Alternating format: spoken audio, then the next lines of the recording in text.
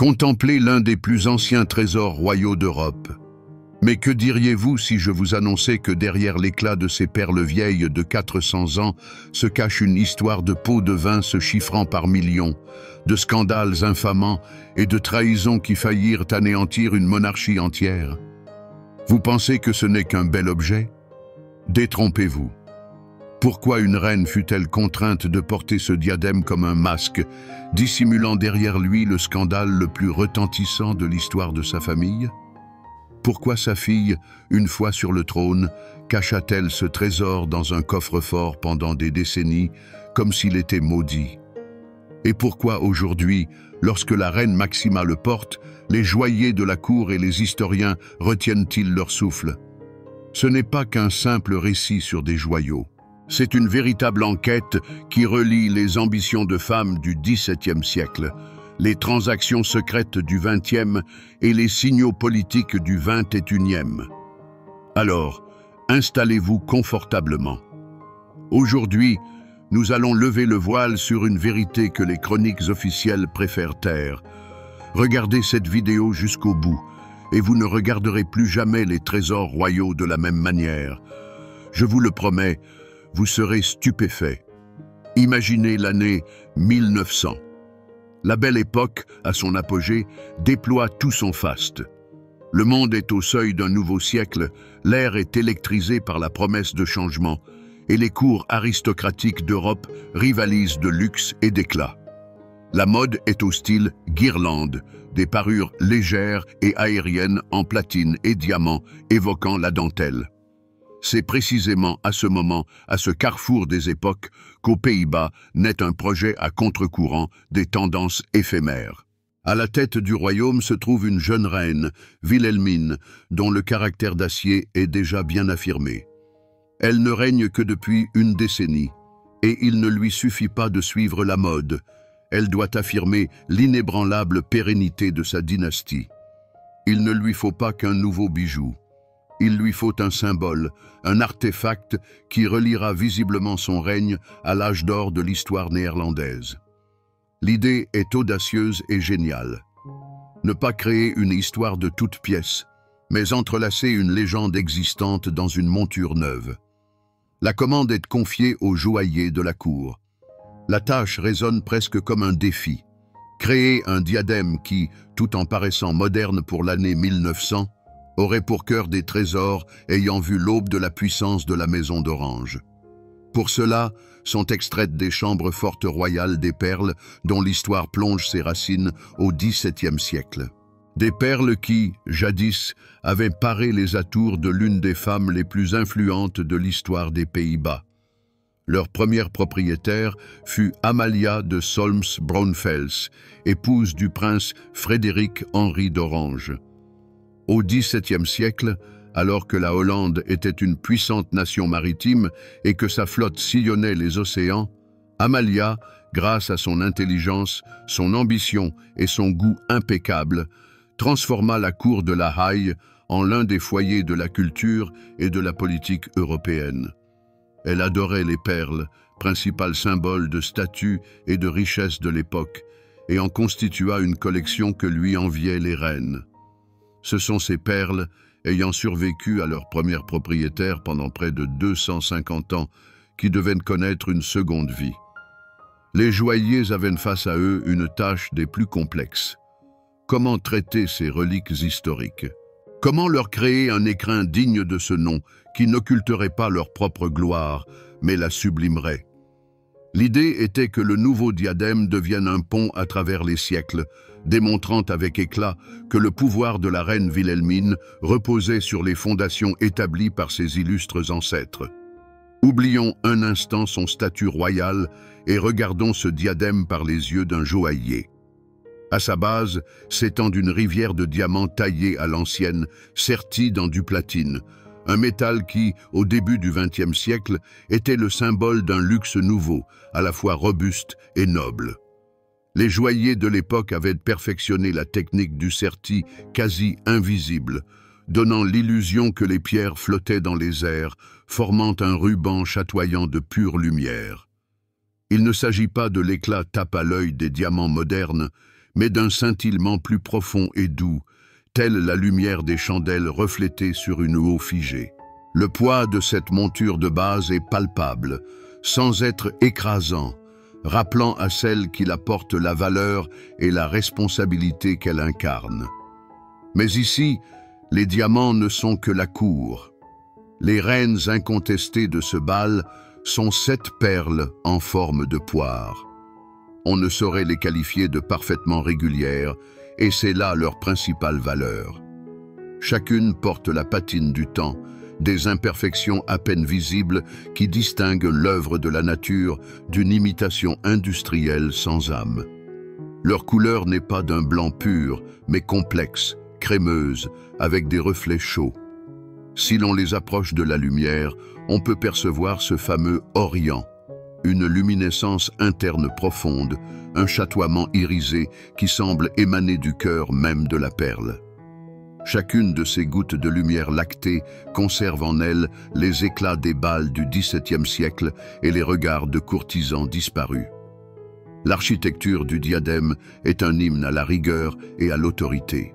À une époque où les motifs floraux asymétriques étaient à la mode, ce diadème frappe par sa symétrie et son élan vertical. Les perles ne sont pas entrelacées dans un motif, elles se tiennent debout. Telles 7 clochers de cathédrale gothique, elles s'élèvent au-dessus de la base diamantée, couronnées de minuscules étincelles de diamants. La perle centrale, la plus imposante, sert d'axe à l'ensemble de la composition, imprimant rythme et hiérarchie. Ce n'est pas un accessoire espiègle. C'est une couronne dans sa forme la plus pure et la plus sobre. Mais le principal secret de ce chef-d'œuvre réside dans son ingénierie géniale. Le diadème est un transformable. Chacune des 7 perles est fixée sur une broche spéciale et peut être retirée. Grâce à un mécanisme minuscule, presque invisible, la tiare majestueuse se métamorphose en un élégant bandeau de diamants, plus discret et adapté à des occasions moins formelles. Cette praticité, inscrite au cœur même du trésor royal, est une caractéristique très néerlandaise. Ainsi, nous n'avons pas qu'un simple ornement, mais un organisme complexe. La base de diamants représente la puissance et la richesse du présent. Les 7 perles anciennes sont la sagesse et la légitimité du passé. Et la possibilité de les assembler ou de les séparer est le symbole de la flexibilité de la monarchie, de sa capacité à s'adapter aux exigences du temps sans perdre son essence.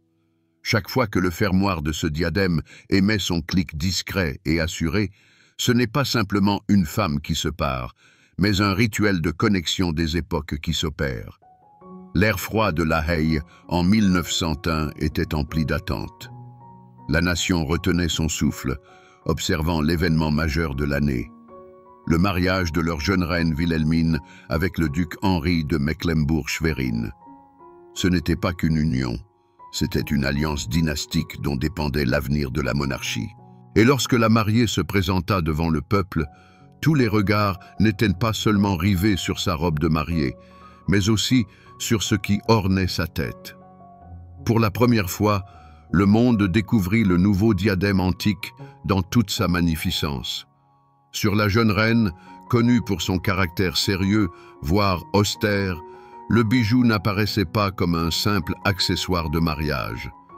Il avait l'allure d'une couronne.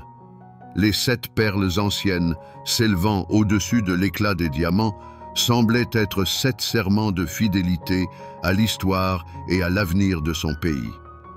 Ce jour-là, Wilhelmine n'était pas qu'une fiancée. Elle était l'incarnation vivante de la maison d'Orange, et le diadème en était la preuve la plus éloquente. Le bijou complétait parfaitement son image, celle d'une souveraine consciente de toute la gravité et de la grandeur de sa mission. Le choix fut un coup politique de génie. En portant pour son mariage les perles d'Amalia de Solms-Braunfels, l'aïeule de la dynastie, Wilhelmine envoyait un signal puissant.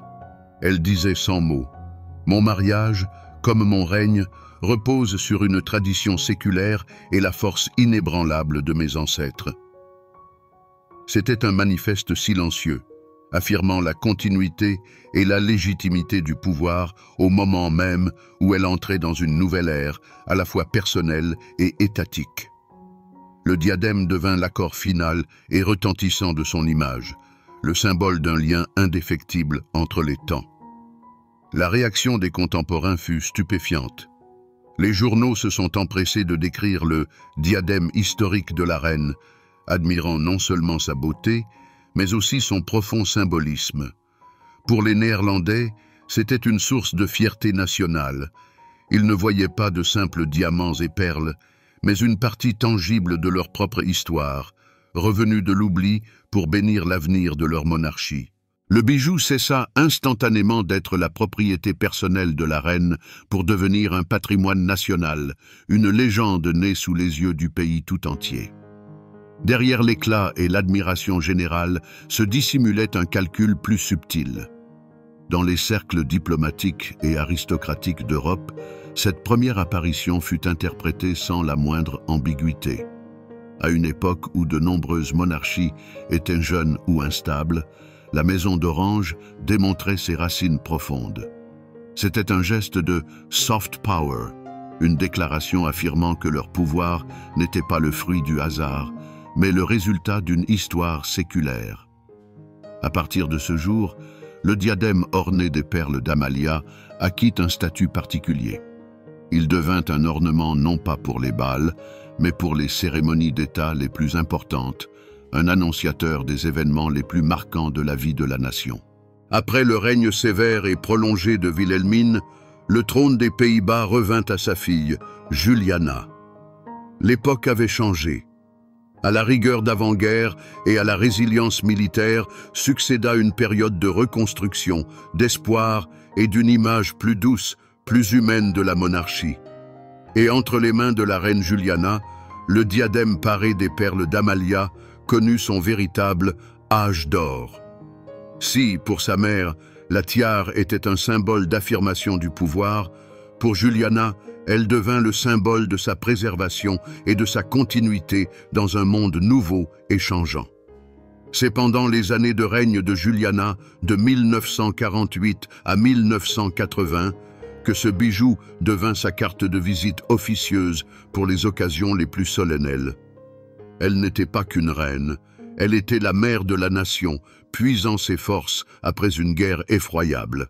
Et lorsqu'elle arborait ce diadème lors des banquets d'État en l'honneur de la visite de dirigeants mondiaux, c'était un dialogue silencieux. La froide majesté des perles et des diamants ancestraux en disait plus aux invités que n'importe quel discours diplomatique. Vous êtes dans un pays aux traditions séculaires, qui a traversé toutes les tempêtes et conservé sa dignité. Il existe des dizaines de photographies immortalisant la reine Juliana parée de cette tiare. Ici, elle est à une réception officielle, les lignes verticales strictes des perles soulignant sa prestance royale. Là, elle figure sur l'un des célèbres portraits officiels, où le diadème devient le centre de la composition, symbole de l'inaltérable trône. Pour Juliana, ce bijou n'était pas un accessoire de mode. C'était un instrument du protocole d'État. Elle le portait non pas pour briller, mais pour représenter. Des moments personnels et familiaux étaient également liés à ce joyau. C'est avec lui qu'elle passa le flambeau à sa fille, la future reine Béatrix. Lorsque Béatrix se maria, Juliana, en tant que reine-mère, choisit précisément cette tiare, comme pour bénir la nouvelle union de toute la puissance de l'histoire de sa famille.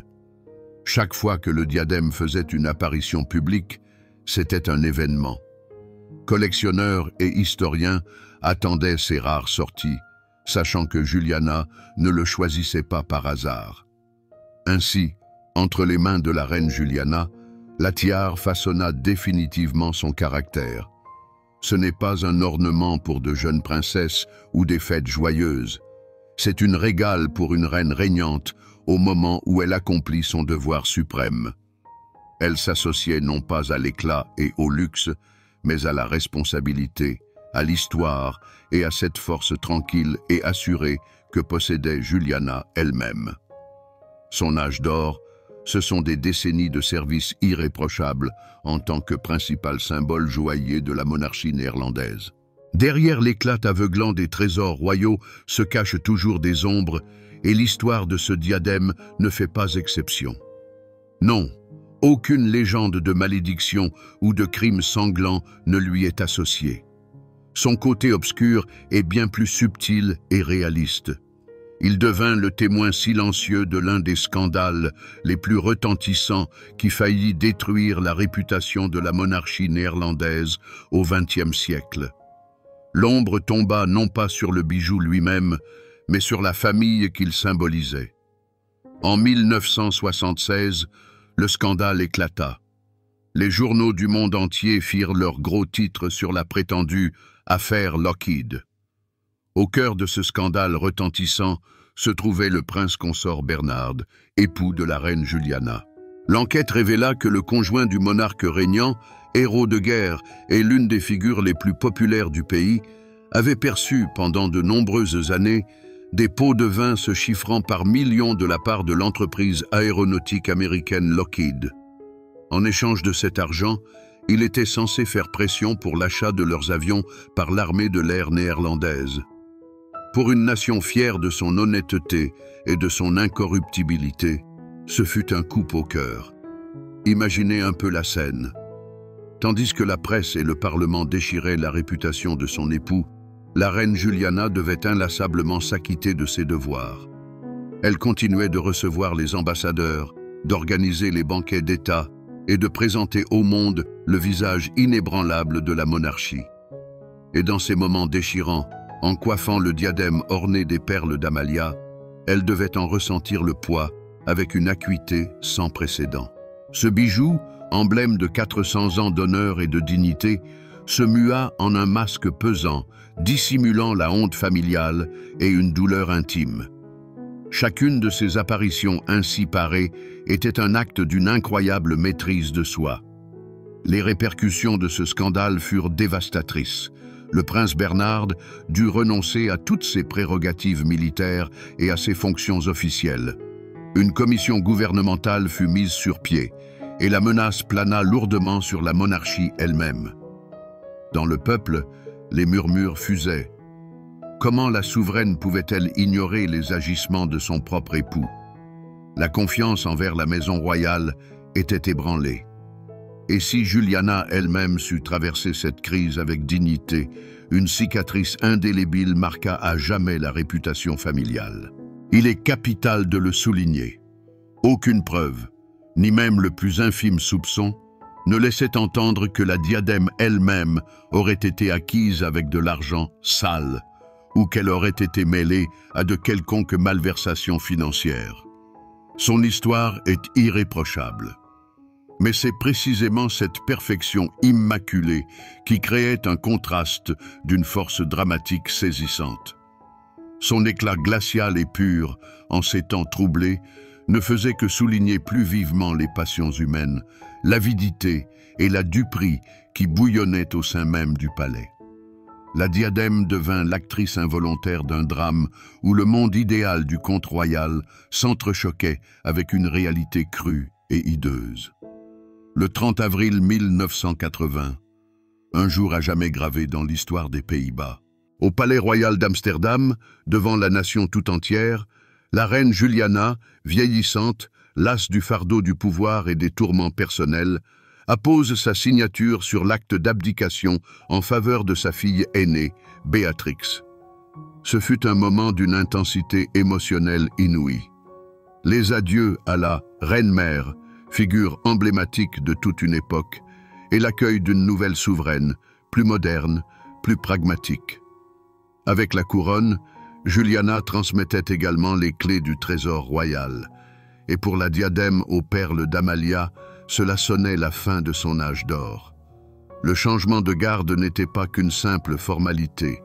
Un nouveau style s'imposait, l'esprit même de la monarchie mutait. La nouvelle reine, Béatrix, était une femme d'une toute autre trempe. Énergique et pragmatique, elle concevait son rôle davantage comme celui d'une directrice générale de la maison royale que comme une souveraine de contes de fées. Ses goûts en matière de joaillerie reflétaient cette vision. Elle privilégiait les tiares plus graphiques, plus contemporaines et, point non négligeable, plus polyvalentes. Quant à la diadème de sa mère, majestueuse, austère et profondément ancrée dans l'histoire, elle ne s'accordait guère à cette nouvelle image. C'est ainsi que débuta une longue période d'oubli. Le joyau ne fut ni vendu ni démonté. Il reposait simplement, silencieusement, dans son écrin de velours, au sein du trésor royal. Pendant des décennies, il ne fut pas aperçu en public. D'autres favorites prirent le relais. La tiare plus modeste, dite « des boutons » avec ses perles, que Béatrix arborait en permanence, ou la majestueuse tiare saphir.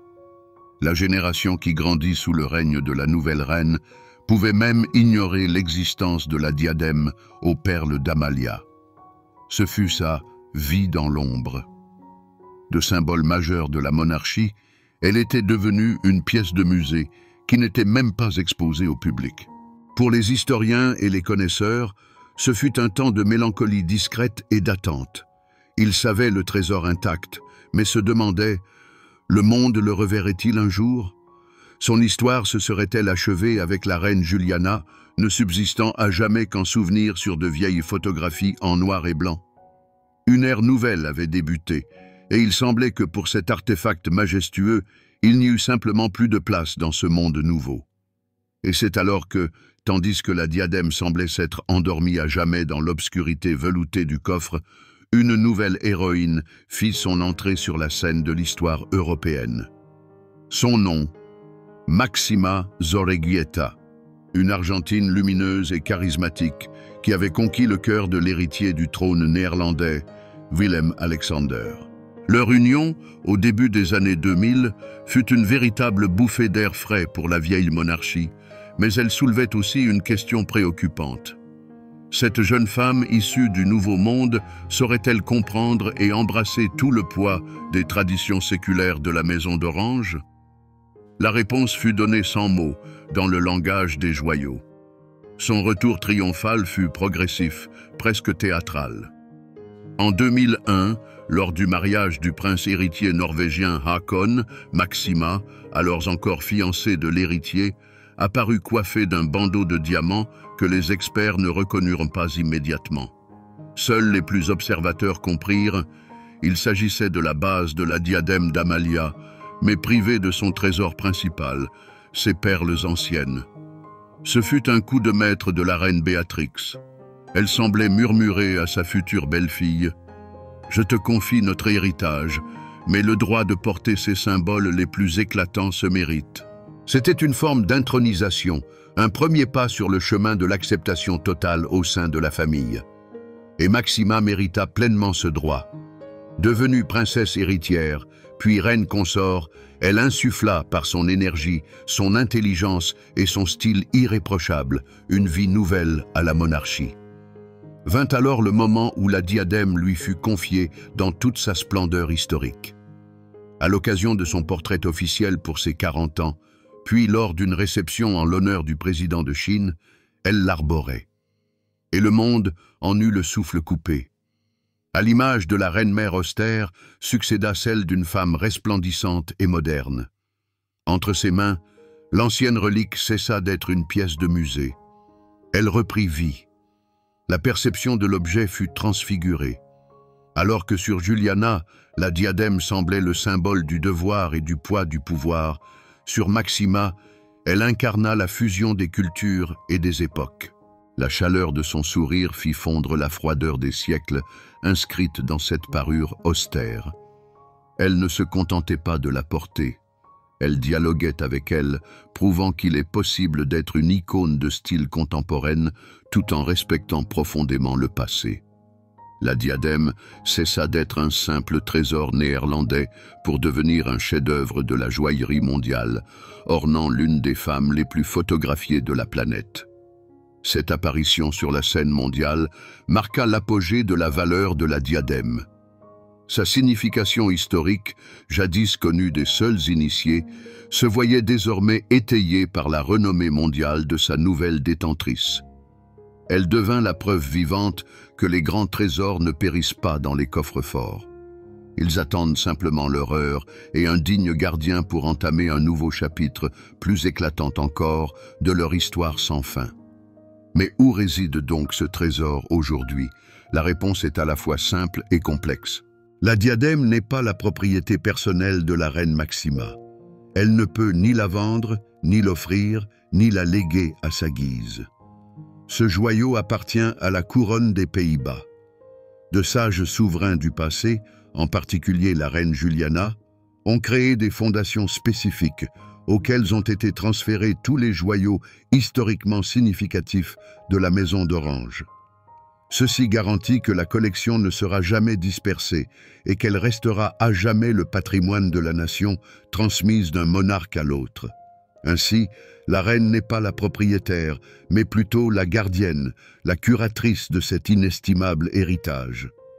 Physiquement, la diadème est conservée dans les coffres-forts minutieusement sécurisés du palais royal de Noordinde à La Haye. Son statut actuel n'est plus celui d'un simple accessoire, même le plus somptueux. C'est un artefact historique, un symbole d'État. Son apparition publique est strictement encadrée par le protocole et n'intervient qu'à des moments de la plus haute importance étatique.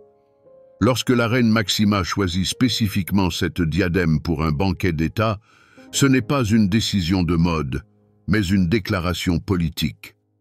C'est un signe du plus profond respect envers l'invité et une démonstration de toute la puissance et de la continuité quadricentenaire de la monarchie néerlandaise. Elle n'orne plus une femme, elle couronne l'institution du pouvoir. Tenter d'estimer sa valeur monétaire est une entreprise presque absurde. Certes, on peut calculer la valeur du platine, le poids et la pureté des brillants de taille ancienne. On peut solliciter des experts pour qu'ils déterminent le prix du marché des 7 grandes perles marines naturelles du XVIIe siècle. Mais cela ne représenterait qu'une infime fraction de sa véritable valeur. Sa principale valeur est immatérielle. Elle se compose de son provenance, une histoire de possession qui remonte à Amalia de Solms-Braunfels elle-même. Elle est multipliée par le statut d'icône que lui ont conféré les reines Wilhelmina et Juliana, et par la renommée mondiale que lui a offerte la reine Maxima. Si un tel artefact, ce qui est absolument impensable, devait un jour se retrouver aux enchères, son prix ne serait pas déterminé par les carats, mais par des siècles d'histoire. Ce serait une bataille non pas pour un joyau, mais pour le droit de posséder une légende. Ainsi, nous revenons à la question posée au tout début. Pourquoi ce trésor, l'un des plus anciens d'Europe, n'apparaît-il si rarement en public, comme s'il recelait un mystère? Désormais, la réponse est manifeste. Le mystère de cette diadème ne réside ni dans une malédiction, ni dans un scandale, mais dans son poids symbolique démesuré. Elle n'est pas là pour la beauté, elle est là pour l'histoire. On la sort du trésor non pas pour embellir une tenue, mais pour marquer le moment où une nouvelle page s'écrit dans le grand livre de la nation. Chacune de ces apparitions est un acte d'État minutieusement orchestré, un message silencieux sur l'inaltérabilité des traditions et la puissance de la dynastie. Cette diadème est un miroir idéal. Elle reflétait non seulement l'éclat des salles de bal, mais aussi le visage de celles qui la portaient aux moments les plus cruciaux de leur existence. Elle a vu la volonté de faire de la jeune Wilhelmine s'unir par mariage pour l'avenir de son pays.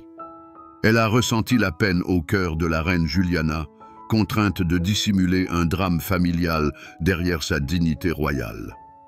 Elle a capté l'énergie éclatante de la reine Maxima, prouvant que l'on peut être moderne tout en restant un maillon essentiel d'une lignée quadricentenaire. Dans son éclat froid, se sont figées les ambitions d'Amalia qui façonnaient la grandeur de sa cour. Dans ces lignes rigoureuses se lit le sens du devoir de Wilhelmine, qui guida son peuple à travers 2 guerres mondiales. Dans son chaleureux éclat nacré, la sollicitude maternelle de Juliana. Et dans son nouveau rayonnement éblouissant, le charme cosmopolite de Maxima. Ce n'est pas seulement du platine, des diamants et des perles. C'est un alliage de destins humains, de passion, de triomphe et de tragédie. Porter cette diadème, c'est mener un dialogue silencieux avec les ombres des grandes femmes du passé. C'est sentir leur regard peser sur soi, ressentir la responsabilité non seulement envers son peuple, mais aussi envers toute l'histoire de sa famille. Ce bijou est un pont à travers les siècles, qui relie la reine moderne à cette même aïeule fondatrice qui posa la première pierre de la grandeur de la Maison d'Orange. C'est pourquoi, la prochaine fois que vous verrez un journal télévisé et que vous apercevrez furtivement sur la tête de la reine des Pays-Bas ces 7 perles légendaires, sachez-le. Vous ne regardez pas un choix de mode, ni une démonstration de richesse. Vous devenez le témoin d'un rituel silencieux. Un rituel dans lequel une femme, investie du pouvoir, s'adresse au passé pour affirmer l'avenir. Les souveraines naissent, règnent et s'effacent. Les époques se succèdent, ne laissant que des lignes dans les manuels scolaires. Mais les 7 perles d'Amalia de Solms-Braunfels demeurent. Elles sont une promesse silencieuse, figée dans la nacre et la lumière. La promesse que, si l'histoire est écrite par les hommes, seule l'éternité est réservée aux véritables chefs-d'œuvre.